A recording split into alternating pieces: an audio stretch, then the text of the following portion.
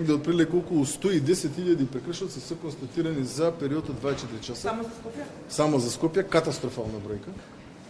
Колку што се сеќавам, негде околу 1000 прекршоци се однесуваат на нерегистрирани возила, катастрофална бројка. Негде околу 5000 прекршоци мислам дека беа поминувања на црвено, катастрофална бројка.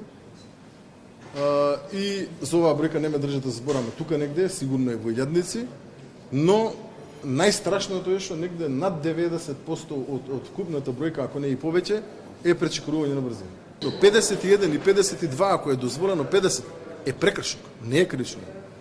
Но, ако удрите човек со 52, а прито истиот загине, тоа е крично.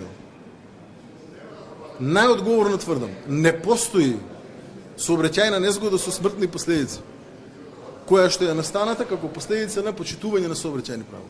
Целта е да ги затвориме заклучно со 1.1.2026 година и да отпочнеме со имплементација.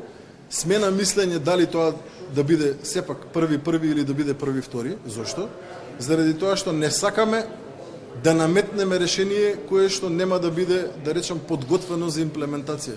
Ние го имаме веќе, но сакаме да сме сигурни дека тоа е тоа. Може би граѓаните ќе оценат дека е потребно уште месец дена да имаме за адаптација.